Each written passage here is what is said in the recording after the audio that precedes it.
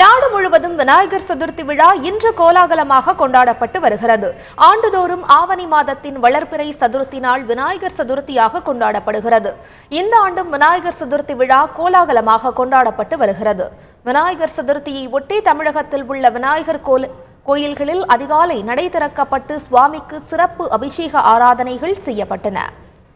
விநாயகர் சதுர்த்தி விழாவை ஒட்டி திருச்சியில் உள்ள பிரசித்தி பெற்ற உச்சிப்பிள்ளையார் கோயிலில் அதிகாலை நடை திறக்கப்பட்டு சுவாமிக்கு சிறப்பு அபிஷேகம் ஆராதனைகள் நடைபெற்றன.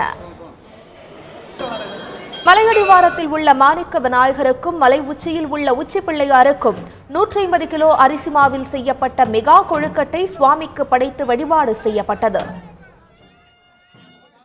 தமிழகத்திலேயே மிகவும் பிரசித்தி பெற்ற பிள்ளையார்பட்டி கற்பக விநாயகர் கோயிலில் தீர்த்தவாரி நிகழ்ச்சி வெகு சிறப்பாக நடைபெற்றது. இதில் ஏராளமான பக்தர்கள் பங்கேற்று சுவாமி தரிசனம் செய்தனர். ராமநாதபுரம் மாவட்டம் உப்பூரில் உள்ள வெயிலுக்கு உகந்த விநாயகர் கோயிலில் விநாயகர் சதுர்த்தி விழா விமர்சையாக நடைபெற்று வருகிறது. விழாவினை ஒட்டி நடைபெற்ற தீர்த்தவாரி உற்சவத்தில் ஏராளமான பக்தர்கள் கலந்து கொண்டனர். அதைத் தொடர்ந்து பக்தர்கள் பூக்குழியில் இறங்கி விநாயகருக்கு நேர்த்திக்கடன் செலுத்தினர்.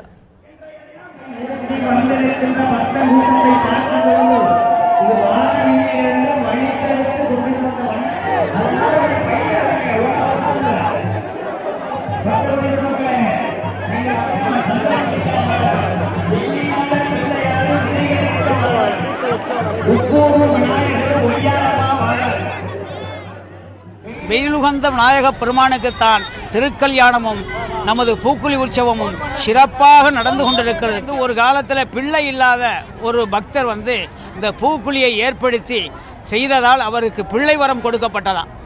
அதனால் அன்றிலிருந்து இன்று வரை அந்த குழந்தை பாக்கியம் இல்லாதவர்கள் இந்த பூக்குழியிலே இறங்கி சென்றால் அவர்களுக்கு குழந்தை பாக்கியம் நிச்சயம் கிடைக்கும் என்பது ஐதீகம். ஆசியாவிலேயே மிகப்பெரிய விநாயகர் என போற்றப்படும் கோவை புலியகுளத்தில் உள்ள முந்தி விநாயகர் கோயிலிலும் விநாயகர் சதுர்த்தி விழா கோலாகலமாக கொண்டாடப்பட்டு வருகிறது. பக்தர்கள் நீண்ட வரிசையில் நின்று சுவாமி தரிசனம் செய்து வருகின்றனர்.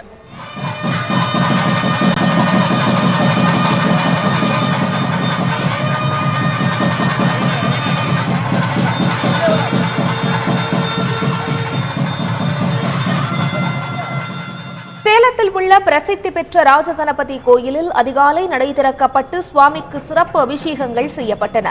ஏராளமான பக்தர்கள் கலந்து கொண்டு சுவாமி தரிசனம் செய்து வருகின்றனர்.